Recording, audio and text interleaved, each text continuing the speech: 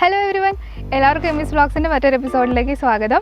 അപ്പോൾ ഇന്നത്തെ നമ്മുടെ എപ്പിസോഡെന്ന് പറഞ്ഞിട്ട് ഞങ്ങളിപ്പോൾ കാർ എടുത്തിട്ട് 1 വർഷമായി. അപ്പം ഞങ്ങളിങ്ങനെ വിചാരിച്ചു എന്തുകൊണ്ട് നമുക്കും നമ്മുടെ കാറിനെ പറ്റി ഒരു റിവ്യൂ ചെയ്തുകൂടാന്ന്. ഇതൊരു ഒഫീഷ്യൽ റിവ്യൂ ഒന്നും അല്ല കേട്ടോ, ഒരു അൺഒഫീഷ്യലായിട്ട് നമുക്കിപ്പം 1 വർഷമായി നമ്മൾ യൂസ് ചെയ്യാൻ തുടങ്ങിയിട്ട്. അപ്പോൾ എങ്ങനെയുണ്ട് നമ്മുടെ കാറ്, എങ്ങനെയൊക്കെയാണ്, കുറച്ചൊരു ഡീറ്റെയിൽസ് തികച്ചും അൺഒഫീഷ്യലായിട്ട്. ഇപ്പോൾ സാധാരണക്കാർക്ക് ഒരു കാറിനെ പിന്നെ എന്തൊക്കെ അറിയണം, അപ്പോൾ അത്രയൊക്കെ ഒരു ഡീറ്റെയിൽസ് നമ്മളും ഷെയർ ചെയ്യാമെന്ന് വിചാരിച്ചു. അപ്പോൾ ഇതാണ് കേട്ടോ നമ്മുടെ ഇന്നത്തെ വീഡിയോ. അപ്പോൾ എന്തായാലും നമുക്ക് വീഡിയോയിലേക്ക് കിടക്കാം.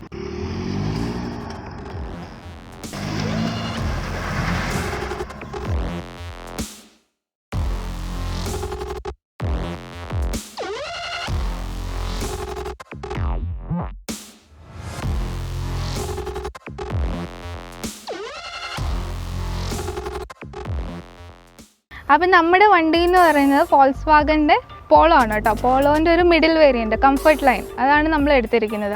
അപ്പോൾ ഇത് നമ്മൾ എടുത്തത് 2019 ഡിസംബറിലാണ്. ഇപ്പം 1 വർഷം 15-ാം തീയതി ആയിരുന്നു 1 വർഷം ആയത്. അപ്പോൾ 1 വർഷം കഴിഞ്ഞു. അപ്പോൾ എല്ലാവരും വണ്ടി എടുക്കാൻ നേരത്ത് നമ്മൾ ഫസ്റ്റ് ഏത് വണ്ടിയാണ് സെലക്ട് ചെയ്യുന്നതെന്ന് കുറേ കൺഫ്യൂഷൻസ് ഉണ്ടാവും. നമ്മൾ പലരോടും വിളിച്ച് ചോദിക്കും, അങ്ങനെയൊക്കെയാണ് നമ്മൾ സാധാരണ ചെയ്യുന്നത്. അപ്പോൾ ഞങ്ങളുടെ കേസ് നേരെ ഓപ്പോസിറ്റ് ആയിരുന്നു.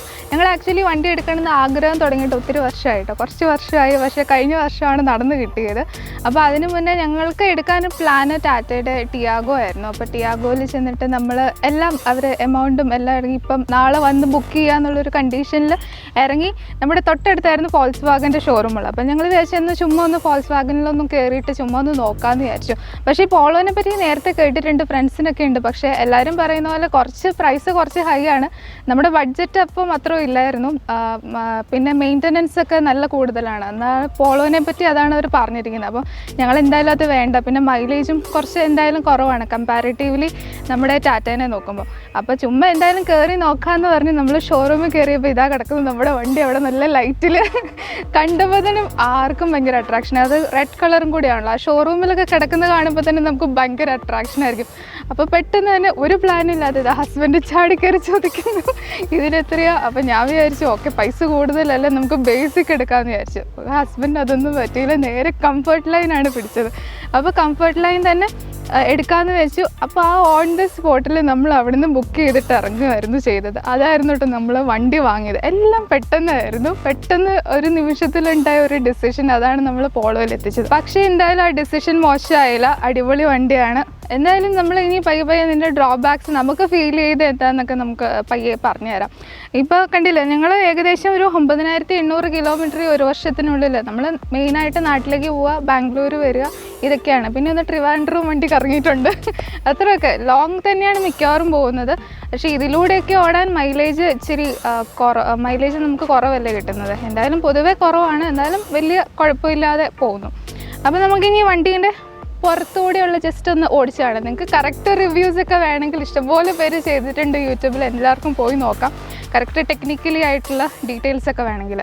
അപ്പം ഡിസൈനൊക്കെ നല്ല ഡിസൈനാണ് കമ്പാരിറ്റീവ്ലി. ഈ ഒരു എന്താ പറയുക, ഈ ഒരു എമൗണ്ടിൽ ഈ ഒരു ഹാച്ച് ബാക്കിൽ നല്ലൊരു ഡിസൈനാണ്. ഇപ്പോൾ ജർമ്മൻ കമ്പനിയാണല്ലോ, അപ്പോൾ നല്ലൊരു ഡിസൈൻ തന്നെയാണ് ഈ പോളോയ്ക്കുള്ളത്. ഇപ്പോൾ നമ്മുടെ കംഫർട്ട് ലൈനിൻ്റെ ഡിസൈൻ ഈ ഒരു ഹണികോം ഗ്രില്ലൊക്കെ ആയിട്ട് വരുന്നത്. അപ്പോൾ എനിക്ക് തോന്നുന്നു ഓരോ വർഷം ഈ ഗ്രില്ലിൽ ചിലപ്പം ചേഞ്ചസ് വരും. അതാണ് ഒരു കുറച്ച് വർഷത്തിലെ ഡിഫറൻസിനനുസരിച്ച് ഇവർക്ക് ചെയ്യുന്നത്. പിന്നെ സാധാരണ നമ്മുടെ ഹെഡ്ലൈറ്റും പിന്നെ ഒരു ഫോഗ് ലാമ്പും ഉണ്ട്. എനിക്ക് തോന്നുന്നു ബേസിക്കലി ഫോഗ് ലാമ്പ് വരുന്നില്ല എന്ന് തോന്നുന്നു. അന്ന് ചോദിച്ചപ്പോൾ അങ്ങനെയായിരുന്നു, ഇപ്പം മാറിയോന്ന് അറിയത്തില്ല. ഇനി നമ്മുടെ സൈഡിലേക്കുള്ള വ്യൂ എങ്ങനെയാണെന്ന് നോക്കാം. അപ്പോൾ നമ്മുടെ ടയർ വരുന്നത് 15 ഇഞ്ചിൻ്റെ ടയറാട്ടോ. പിന്നെ ഞങ്ങൾ കണ്ടതിൽ ഞങ്ങൾക്ക് പറ്റിയൊരു ഡ്രോബാക്ക് എന്താണെന്ന് വെച്ചിട്ടുണ്ടെങ്കിൽ ഈ ഒരു എംപ്ലം ഇല്ല, ഈ ടയറിൻ്റെ എംപ്ലം അപ്പുറത്തെ ടയറിൽ നിന്ന് അത് ആക്ച്വലി പറഞ്ഞു പോയിട്ടുണ്ട്. അതെങ്ങനെയാണെന്ന് അറിയത്തില്ല. ഇത് ഫിക്സ് ചെയ്തിരിക്കുന്നത് അത്ര ഇതായിട്ടല്ലാന്ന് തോന്നുന്നു, ജസ്റ്റ് ഒരു ഗമ്മിലാണ് നിൽക്കുന്നതെന്ന് തോന്നുന്നു. അപ്പോൾ അതുകൊണ്ട് അപ്പുറത്തെ സൈഡിൽ നിന്ന് അത് പോയിട്ടുണ്ട്. പിന്നെ നമ്മുടെ അലോയ് വീലാട്ടോ കംഫർട്ട് ലൈനിൽ വരുമ്പോൾ വരുന്നത്. പിന്നെ സൈഡൊക്കെ നമ്മുടെ സാധാരണ പ്രത്യേകിച്ച് പറയാൻ തന്നെ ഒന്നുമില്ല, അങ്ങനെ സാധാരണ ഒരു വണ്ടീനെ പോലെ. പിന്നെ ഇൻഡിക്കേറ്ററൊക്കെ മിററിൽ ഉണ്ട്. അപ്പോൾ ഇനി നമ്മുടെ ബാക്ക് സൈഡിലേക്ക് പോവാം. ഇവിടെ വൈപ്പർ കൊടുത്തിട്ടുണ്ട്. ബേസിക്കലി വൈപ്പർ വരുന്നില്ല കേട്ടോ. പിന്നെ സാധാരണ അത്യാവശ്യം നല്ല ഒരു ഡിസൈൻ തന്നെയാണ് ബാക്കിലുള്ളത്. പിന്നെ ബാക്ക് സൈഡിലുള്ള നമുക്കൊരു ആൻറ്റനി ഉണ്ട്. പിന്നെ ഇവിടെ നമുക്ക് ജസ്റ്റ് ഒന്ന് പോളോ എന്ന് പറഞ്ഞിട്ട് എഴുതിയത് ഉണ്ട് കേട്ടോ. പിന്നെ നമുക്ക് ഇനി ബൂട്ട് സ്പേസ് നോക്കാം. ഇതാട്ടോ പോളോൻ്റെ എംപ്ലത്തേലാണ് നമ്മൾ പിടിച്ചിട്ട് ഇങ്ങനെ ജസ്റ്റ് ടച്ച് ചെയ്താൽ മതി. ജസ്റ്റ് ടച്ച് ചെയ്ത് വിട്ടിട്ടുണ്ടെങ്കിൽ നമുക്കിത് ബൂട്ട് സ്പേസ് നമുക്ക് തുറക്കാം. അത്യാവശ്യം സ്പേസ് ഉള്ള ഒരു ഡിക്കി തന്നെയാണ്. ഇപ്പോൾ 280 ലിറ്ററാണ് ഇതിൻ്റെ സ്പേസ് വരുന്നത്. നിങ്ങൾ ഒത്തിരി സ്പേസ് എക്സ്പെക്റ്റ് ചെയ്യേണ്ട. ഒത്തിരി ലഗേജസ് ഒന്നും കൊള്ളത്തില്ല എന്തായാലും. അതും നമുക്ക് ഈ പോളോ എന്ന് പറയുന്നത് തന്നെ ഒത്തിരി പേർക്കുള്ള കംഫർട്ടായിട്ട് പോകാൻ പറ്റുന്നതല്ല. ഒരു മാക്സിമം ഒരു 4 പേർക്ക് അത്രേ ഉള്ളൂ കേട്ടോ. അപ്പോൾ ആ ഒരു ലഗേജ് സ്പേസ് എക്സ്പെക്ട് ചെയ്താൽ മതി പോളോയിൽ. അത് നമ്മുടെ ഡിക്കീൻ്റെ അടിയിലാണ് നമ്മുടെ സ്റ്റെപ്പിനി വരുന്നത്. അപ്പോൾ സ്റ്റെപ്പിനി നമുക്ക് 14 ഇഞ്ചിലാട്ടോ കിട്ടുന്നത്. പിന്നെ ഇതൊക്കെ സാധാരണ പോലെ തന്നെ എല്ലാ വണ്ടിക്കും ഉള്ള പോലെ തന്നെ ഇവിടെ സ്പേസ് ഉണ്ട് സാധനങ്ങളൊക്കെ വെക്കാൻ. ഇത്രേ ഉള്ളൂ നമ്മുടെ ഡിക്കി സ്പേസ് എന്ന് പറയുന്നത്. പെട്രോൾ ടാങ്ക് വരുന്നുണ്ട്. പിന്നെ ഇത്രയൊക്കെ ഉള്ളൂ നമ്മുടെ പുറത്തെ കാഴ്ചകൾ എന്ന് പറഞ്ഞാൽ. ഞാൻ നേരത്തെ പറഞ്ഞില്ലേ നമ്മുടെ ആ എംപിളം പോയെന്ന്, അതാട്ടോ ഇതിനി വാങ്ങിച്ചിടുന്നു. അപ്പോൾ അതിന് ഞങ്ങൾ ആക്ച്വലി നോക്കിയപ്പോൾ ഒരു 750 രൂപയൊക്കെയാണ് കണ്ടത്. ഇനി അത് പോയിട്ട് വാങ്ങിച്ചിട്ടുള്ളത്. കുറച്ച് കോസ്റ്റ്ലിയാണ് സാധനങ്ങൾക്കൊക്കെ. അതാണ് ഒരു വൺ ഓഫ് ദി ഡ്രോബാക്ക് എന്ന് പറയുന്നത് ഇതിൻ്റെ. അപ്പോൾ ഇനി നമുക്ക് ഉള്ളിലൊക്കെ എങ്ങനെയാണെന്ന് നോക്കാം. അപ്പോൾ ഇതാണ് കേട്ടോ നമ്മുടെ പോളോൻ്റെ ഉൾവശം. ഇപ്പോൾ ഫ്രണ്ടിൽ നമുക്ക് 2 പേർക്ക് അത്യാവശ്യം നല്ല കംഫർട്ടബിളായിട്ട് യാത്ര ചെയ്യാൻ പറ്റുന്ന അത്ര നല്ലൊരു സ്പേസ് ഒക്കെ ഉണ്ട്. കാലൊക്കെ വെക്കാനുള്ള നല്ല സ്പേസ് തന്നെയുണ്ട്.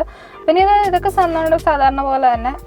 പിന്നെ നമ്മുടെ മ്യൂസിക് സിസ്റ്റം എന്ന് പറയുന്ന ഈ കംഫർട്ട് ലൈനിൻ്റെ കൂടെ തന്നെ നമുക്ക് വരുന്നതാണ്. അപ്പോൾ ബേസിക് എടുത്തിട്ടുണ്ടെങ്കിൽ മ്യൂസിക് സിസ്റ്റം ഉണ്ടാവില്ല, നമ്മൾ സെപ്പറേറ്റ് വെക്കണം. ഇത് ടച്ച് അല്ല. അപ്പോൾ ടച്ച് വേണമെങ്കിൽ നമുക്ക് കംഫർട്ട് ലൈനിൽ വെക്കാം, അവരോട് പറഞ്ഞിട്ട് ചെയ്യാം. ഇത് ടോപ്പ് എൻഡ് മുതൽ ടച്ച് സ്ക്രീൻ തന്നെയാണ് വരുന്നത്. പിന്നെ സാധാരണ പോലെ തന്നെ നമുക്ക് മിററൊക്കെ അഡ്ജസ്റ്റ് ചെയ്യാനുള്ള കൺട്രോൾസ് അവിടെയുണ്ട്. പിന്നെ നമ്മുടെ പവർ വിൻഡോ ഫ്രണ്ടിൽ 2 അഡ്ജസ്റ്റ് ചെയ്യാനേ ഇവിടെ പറ്റുള്ളൂ. ബാക്കിൽ തന്നെയാണ് സെപ്പറേറ്റ് ആയിട്ടാണ് കൊടുത്തിട്ടുള്ളത്. പിന്നെ എന്താ പറയാനുള്ളത്, പിന്നെ ഡോറിൽ നമ്മുടെ സാധാരണ പോലെ കപ്പ് ഹോൾഡർ ഉണ്ട്. അപ്പം ഇത്രയൊക്കെയാണ് നമ്മുടെ ഫ്രണ്ടിൽ. എല്ലാം അത്യാവശ്യം കുഴപ്പമൊന്നുമില്ല. അപ്പം ഇവിടെയും കപ്പ് ഹോൾഡർ ഉണ്ട്, ചെറിയ സ്പേസ് ഉണ്ട്. പിന്നെ നമ്മുടെ ഡാഷ്ബോർഡിലാണെങ്കിൽ ചെറിയൊരു ലൈറ്റും കൊടുത്തിട്ടുണ്ട്, കൂളിങ്ങും ഉണ്ട്. പിന്നെ നമ്മുടെ ഈ ആംറെസ്റ്റൊക്കെ പിന്നെ വെച്ചതാണ് കേട്ടോ. ഇപ്പോൾ ഇതിൻ്റെ കൂടെ ഒന്നും വരുന്നില്ല. ആംറെസ്റ്റ് വേറെ, നമ്മൾ വോൾസ്വാഗൻ്റെ അല്ല, വേറെയാണ് വെച്ചിരിക്കുന്നത്. പിന്നെ ഒരു കാര്യം പറയാൻ വിട്ടുപോയത്, നമ്മുടെ സ്റ്റിയറിംഗ് നമുക്ക് അഡ്ജസ്റ്റ് ചെയ്യാം. ഇപ്പം ബാക്കിലേക്കും ഫ്രണ്ടിലേക്കും നമുക്ക് അഡ്ജസ്റ്റ് ചെയ്യാം. പിന്നെ അപ്പ് ആൻഡ് ഡൗൺ, ഈ 2 രീതിയിൽ നമുക്ക് സ്റ്റിയറിംഗ് അഡ്ജസ്റ്റ് ചെയ്യാൻ പറ്റും. പിന്നെ ഉള്ളത് നമ്മുടെ സാധാരണ നമ്മുടെ ഇത് മാനുവലാണ്, 5 ഗിയേഴ്സ് ഉള്ളത്. പിന്നെ ഇത്രയൊക്കെയാണ് നമ്മുടെ ഇൻറ്റീരിയറിൽ വരുന്നത്. ഇനി നമുക്ക് എന്തായാലും പുറകിലത്തെ സ്പേസ് കൂടെയൊക്കെ ഒന്ന് കണ്ടിട്ട് വരാം.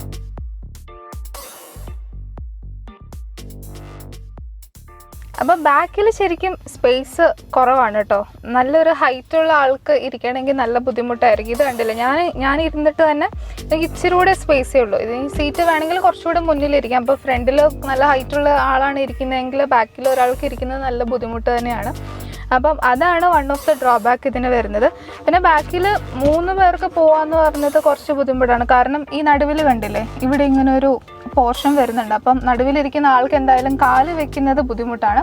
പിന്നെ ഹെഡ് റെസ്റ്റ് ആയാലും 2 ഹെഡ് റെസ്റ്റേ കൊടുത്തിട്ടുള്ളൂ. ഇപ്പോൾ 2 പേരും ഒരു കൊച്ചൊക്കെ ആണെങ്കിൽ സുഖമായിട്ട് നമുക്ക് പോകാൻ പറ്റും. അപ്പം നമ്മൾ വണ്ടീൻ്റെ പുറത്തെയും അകത്തെയും വിശേഷങ്ങളൊക്കെ കണ്ടു. ഇനി ശരിക്കും വണ്ടീൻ്റെ നമ്മുടെ അഡ്വാൻറ്റേജസ് എന്താണ്, ഡിസഡ്വാൻറ്റേജസ് എന്താണെന്നതാണ് നമ്മൾ ഇനി നോക്കാൻ പോകുന്നത്. അപ്പോൾ ഇത്ര നാളും വണ്ടി ഓടിച്ച നിലയിൽ എന്തൊക്കെയാണ് നമ്മുടെ വണ്ടീനെ പറ്റി തോന്നുന്നത്, അഡ്വാൻറ്റേജസ് എന്തൊക്കെയാണ്? ഒന്ന് സേഫ്റ്റി തന്നെയാണ്. പോളോ എന്ന് പറയുമ്പം സേഫ്റ്റിയുടെ കാര്യത്തിൽ അവർ വിട്ടുവീഴ്ച വരുത്തിയിട്ടില്ല. നല്ല സേഫ്റ്റിയാണ്. ബോഡി അത്ര സ്ട്രെങ്ത് ഉള്ള ബോഡിയാണ്. അപ്പം സേഫ്റ്റി ഫസ്റ്റ്. അപ്പം അത് തന്നെയാണ് പോളോ ഞാൻ കണ്ടിട്ടുള്ള ഏറ്റവും വലിയ അഡ്വാൻറ്റേജ്. അത് തന്നെയാണ് നമുക്ക് വേണ്ട ഏറ്റവും വലിയ ഇതല്ലേ, സേഫ്റ്റിയാണ് എല്ലാവർക്കും നോക്കുന്നത്. പിന്നെ മെയിനായിട്ട് സേഫ്റ്റി എന്ന് പറയാനായിരിക്കും ശരിക്കും അഡ്വാൻറ്റേജ് ഉള്ളതല്ലേ. പിന്നെ അഡ്വാൻറ്റേജ് അല്ല, നമ്മുടെ ഡിസൈനും നല്ലതാണ്. അല്ല, ഡിസൈൻ എന്ന് വെച്ചാൽ പോളോ ആ പണ്ടത്തെ കുറേ വർഷങ്ങൾക്ക് മുമ്പുണ്ടായിരുന്ന ആ ഒരു ഇൻറ്റീരിയർ തന്നെയാണ് പോളോ ഇപ്പോഴുള്ള വണ്ടികളിലും ഇൻറ്റീരിയർ അങ്ങനെ തന്നെയാണ്. വലിയ മാറ്റങ്ങളൊന്നും ഇൻറ്റീരിയറിൽ ഒരു മാറ്റങ്ങളും കുറേ വർഷങ്ങളായിട്ട് അവർ അങ്ങനെ തന്നെയാണ്. അത് ഒരു ഡ്രോബാക്ക് ആയിട്ട് വേണമെങ്കിൽ പറയാം. പക്ഷേ അത് അവർക്ക് മാറ്റാമായിരുന്നു, പുതിയ എന്തെങ്കിലുമൊക്കെ കൊണ്ടുവരാം. പക്ഷേ പഴയതുപോലെ തന്നെയാണ് ഇപ്പോഴും കൊണ്ടുവരുന്നത്. അതൊരു ഡ്രോബാക്ക്. പിന്നെ അപ്പോൾ അത്രയൊക്കെയുള്ള ഞങ്ങൾക്ക് പറയാനുള്ള അഡ്വാൻറ്റേജസ് കേട്ടോ. കൂടുതൽ ടെക്നിക്കലായിട്ടൊന്നും പോയി പറയുന്നില്ല. ടെക്നിക്കലി അറിയാവുന്നവർക്ക് ഒത്തിരി പേരുണ്ടാവും. നമുക്ക് അത്രയും ടെക്നിക്കലി അറിയില്ല. നമ്മളിപ്പം 1 വർഷം യൂസ് ചെയ്ത എക്സ്പീരിയൻസ് അനുസരിച്ചാണ് നമ്മൾ പറയുന്നത്. നമുക്ക് ഇതുവരെ ഒരു കുഴപ്പം ഉണ്ടായിട്ടില്ല, ഒരു പ്രശ്നം ഉണ്ടായിട്ടില്ല. നമ്മൾ ഹാപ്പിയാണ്, കംഫർട്ടബിൾ ആണ് വണ്ടി. അതെ, പിന്നെ ഇനിയിപ്പോൾ ഡിസഡ്വാൻറ്റേജ് എന്ന് പറയുമ്പോൾ ഇതിന്റെ സർവീസ് കോസ്റ്റ് ആണ്. സർവീസ് കോസ്റ്റ് വരുന്നുണ്ട്. അതെ, നമുക്കിപ്പം 3 ചെക്കപ്പാണ് ഫ്രീ ആയിട്ടുള്ളത്. അപ്പോൾ നമ്മുടെ 2 കഴിഞ്ഞിട്ട് ഞങ്ങളുടെ വന്നപ്പോൾ നമുക്ക് ചെക്കപ്പ് എന്നാണോ പറഞ്ഞത്. ഓരോ ചിലപ്പോൾ ഡിഫറെൻ്റ് ആയിരിക്കും, എല്ലാവർക്കും ഒരുപോലെ ആയിരിക്കണം എന്നില്ല. ഞങ്ങളോട് പറഞ്ഞത് ആദ്യത്തെ 3-4 ചെക്കപ്പ്, അതിന് ശേഷമാണ് നമ്മുടെ മെയിൻ സർവീസ് വരുന്നത്. അപ്പോൾ ചെക്കപ്പ് ഫുള്ള് നമുക്ക് ഫ്രീ അല്ലേ. ഇപ്പോൾ ഒരു കോവിഡിൻ്റെ സിറ്റുവേഷൻ വന്നപ്പോൾ സാനിറ്റൈസേഷൻ ചാർജസ് മാത്രം നമ്മളോട് വാങ്ങിയിട്ടുണ്ടായിരുന്നു, അതല്ലാതെ എല്ലാം ഫ്രീ അല്ലായിരുന്നോ? അതെ, ഈ 3 ചെക്കപ്പ് എന്ന് പറയുമ്പോഴത്തേക്കും അവരുടെ ആ ഒരു കാൽക്കുലേഷൻ വെച്ച് 15,000 കിലോമീറ്റർ ആകുമ്പോഴത്തേക്കാണ് 3 ചെക്കപ്പ് തരുള്ളൂ. അപ്പോൾ 15,000 കിലോമീറ്ററാണ് ഫസ്റ്റ് സർവീസ് വരുന്നത്. അത് ഇച്ചിരി കോസ്റ്റ്ലി ആയിരിക്കാം മറ്റുള്ള വണ്ടികളെ അപേക്ഷിച്ച്. എനിക്ക് തോന്നുന്നു ഒരു 15. അതെ, അതെന്നുവെച്ചാൽ നമുക്ക് ഈ പോളോ എന്ന് പറയുന്നത് അവരുടെ കോസ്റ്റ്, അവരുടെ ആ ഒരു കാൽക്കുലേഷൻ എന്ന് പറഞ്ഞാൽ 1 കിലോമീറ്ററിന് 1 രൂപ എന്നാണ് പോളോ സർവീസ് കോസ്റ്റ് വരുന്നത്. അപ്പം 15,000 രൂപയുടെ അടുത്ത് വരുമായിരിക്കും. അപ്പം നമുക്കറിയത്തില്ല, നമുക്കത് വന്ന് സർവീസ് കഴിഞ്ഞാലേ നമുക്കത് അറിയാൻ പറ്റുള്ളൂ. സർവീസ് കഴിഞ്ഞിട്ട് എന്തായാലും ഞങ്ങൾ അറിയുന്നതായിരിക്കും. പിന്നെ ഇതിൻ്റെ ഓരോ പാർട്സിനും എല്ലാത്തിനും ഭയങ്കര പൈസയാണ് പൊതുവേ മറ്റുള്ള വണ്ടികളെ അപേക്ഷിച്ചെന്നാണ് കേട്ടിട്ടുള്ളത്. ഇതുവരെ ദൈവം സഹായിച്ചൊന്നും മാറ്റി വെക്കേണ്ടി വന്നിട്ടില്ല. അപ്പം ഇനി മാറ്റി വെക്കുമ്പം എന്താണെന്നറിയാം. പിന്നെ പറയുന്ന ഡിസഡ്വാൻറ്റേജ് നമ്മുടെ സ്പേസിനെ കുറിച്ച് പറയണം കേട്ടോ. അപ്പം ഫ്രണ്ടിൽ ഞാൻ പറഞ്ഞല്ലോ കംഫർട്ടബിൾ ആണ്. ഇപ്പോൾ ബാക്കിൽ അത്യാവശ്യം ഹൈറ്റുള്ള ഒരാൾ വരുവാണെങ്കിൽ ഇരിക്കാൻ ഇച്ചിരി ബുദ്ധിമുട്ട് തന്നെയാണ്. അപ്പോൾ നമ്മുടെ ലെഗ് സ്പേസ് കുറവാണല്ലോ അവിടെ, അപ്പോൾ അതുകൊണ്ടാണ് ഒരു ബുദ്ധിമുട്ടെന്ന് പറഞ്ഞത്. പിന്നെ ബാക്കിൽ 3 പേർക്ക് ലോങ് ട്രിപ്പ് 3 പേര് അഡ്ജസ്റ്റ് ചെയ്തിരിക്കണം. ഈവൻ ഷോർട്ട് ട്രിപ്പ് ആയാലും ലോങ് ട്രിപ്പ് 3 പേർക്ക് ചിന്തിക്കാൻ ഇച്ചിരി ബുദ്ധിമുട്ടാണ്. നമ്മൾ അല്ലെങ്കിൽ അത്രയും ചെറിയൊരു കുട്ടിയും 2 പേരും ആണെങ്കിൽ വലിയ കുഴപ്പമില്ല. പിന്നെ നമ്മുടെ ബൂട്ട് സ്പേസും ഒത്തിരി എന്ന് വിചാരിക്കേണ്ട 280 ലിറ്റർ ഉള്ളൂ. പൊതുവേ എനിക്കൊന്ന് ഹാച്ച് ബാക്കിലൊക്കെ 280 ലിറ്റേഴ്സാണ് കൊടുക്കുന്നതെന്ന് തോന്നുന്നു. ഒത്തിരി വലിയ ട്രോളികളും അങ്ങനെ 2-3 എണ്ണമൊന്നും കയറ്റി അങ്ങനെ വെക്കാനുള്ള ഒരു സ്പേസും ഇല്ല. പിന്നെ എനിക്ക് ഒരു കാര്യം ഇവിടെ തോന്നിയിട്ടുണ്ട്, ബാക്കിലെ ഡോറിൽ ഒരു ബോട്ടിൽ ഹോൾഡർ കൊടുക്കാമായിരുന്നു, അതില്ല കേട്ടോ. അവിടെ ചെറിയൊരു സ്പേസേ ഉള്ളൂ, ബോട്ടിൽ നമുക്ക് വെക്കാൻ പറ്റത്തില്ല. അപ്പം അതൊക്കെയാണ് എനിക്ക് തോന്നിയിട്ടുള്ളത്. അല്ലാതെ എനിക്ക് ഇതിനൊരു യാതൊരു പ്രശ്നവും ഇതുവരെ തോന്നിയിട്ടില്ല. ചെറിയ ഡിസഡ്വാൻറ്റേജസ്. പിന്നെ മൈലേജ് പറയുകയാണെങ്കിൽ മൈലേജ് നമുക്ക് കിട്ടുന്നത് അവർ സിറ്റിയിൽ പറയുന്ന ഒരു 13-14ഒക്കെയാണ്. അപ്പോൾ നമുക്ക് ഒരു 13-14 സിറ്റിയിൽ ഓടിക്കുമ്പോൾ കിട്ടുന്നുണ്ട്. പിന്നെ ഹൈവേയിലോട്ട് വരുമ്പോൾ അവർ 17ഒക്കെയാണ് പറയുന്നത്. നമുക്ക് അതിൽ കൂടുതൽ കിട്ടിയിട്ടുണ്ട്. നമ്മൾ അതൊരു 2000 RPM വരെ ഓടിക്കുകയാണെങ്കിൽ നമുക്കൊരു 20ൻ്റെ അടുത്തൊക്കെ കിട്ടും. പിന്നെ ഒരു 90-80 ഒക്കെ ആ ഒരു സ്പീഡിലൊക്കെ പോവുകയാണെങ്കിൽ അവർ പറയുന്നതിലും കൂടുതൽ മൈലേജ് കിട്ടും. പിന്നെ RPM കൂട്ടി ഒരു 2500-ലൊക്കെ കൂടുതൽ അങ്ങനെ ഓടിക്കുകയാണെങ്കിൽ അതിലും കുറയും, 15ന് താഴത്തോടെ കുറയും. നമുക്ക് മൈലേജിൻ്റെ കാര്യത്തിൽ വലിയ കുഴപ്പം ഇതുവരെ വന്നിട്ടില്ല. നമുക്ക് മൈലേജ് കിട്ടുന്നുണ്ട്. നമുക്ക് ഫസ്റ്റ് സർവീസ് കഴിഞ്ഞിട്ടില്ല, അപ്പോൾ അതിന് മുമ്പ് തന്നെ നല്ല മൈലേജ് ഇപ്പോൾ തന്നെ ഉണ്ട്. അപ്പോൾ സർവീസ് കഴിയുമ്പോഴത്തേക്കും ഒന്നുകൂടി ഒരു പിക്കപ്പ് വരുമെന്ന് വിചാരിക്കാം. അപ്പോൾ നമുക്കത് കഴിഞ്ഞിട്ട് ഞാനത് പറയാം. അപ്പോൾ ഇതിപ്പോൾ മൈലേജിൻ്റെ കാര്യത്തിൽ വലിയ ബുദ്ധിമുട്ടില്ല, കുഴപ്പമില്ല. പക്ഷേ ഒത്തിരി മൈലേജ് കിട്ടുന്ന വണ്ടികളുമായിട്ട്, അതായത് ടാറ്റ പോലെയുള്ള വണ്ടികളായിട്ട് നിങ്ങൾ കമ്പയർ ചെയ്യാൻ നിൽക്കേണ്ട. അപ്പം അത് വെച്ച് നോക്കുമ്പോൾ മൈലേജ് കുറവാണെന്ന് തന്നെ വേണേൽ പറയാം. അപ്പോൾ മൈലേജും പിന്നെ അങ്ങനത്തെ കാര്യങ്ങളൊക്കെ നോക്കുവാണെങ്കിൽ ആ വണ്ടികളൊക്കെ നോക്കുന്നതായിരിക്കും നല്ലത്. അപ്പം പോളോ എന്ന് പറയുന്നത് കൂടുതലും ആ ഒരു ഡിസൈനൊക്കെയാണെന്ന് തോന്നുന്നു എല്ലാവർക്കും. പോളോ എപ്പോഴും ഒരു പവർഫുൾ വണ്ടിയാണല്ലോ. അപ്പോൾ നമ്മുടെ വണ്ടീനെ കുറിച്ചുള്ള വിശേഷങ്ങളൊക്കെ നിങ്ങൾക്ക് ഇഷ്ടപ്പെട്ടെന്ന് വിചാരിക്കുന്നു അല്ലേ? അപ്പം ഇതൊക്കെ കണ്ടിട്ട് ആർക്കെങ്കിലും ഒരു പോളോ ഒക്കെ എടുക്കാൻ തോന്നി ഞങ്ങൾ എന്തായാലും അറിയിക്കണം. എനിക്കൊന്ന് എല്ലാവരുടെയും പൊതുവെ എല്ലാവർക്കും പോളോ ഇഷ്ടമുള്ളൊരു വണ്ടി തന്നെയാണ് അല്ലേ?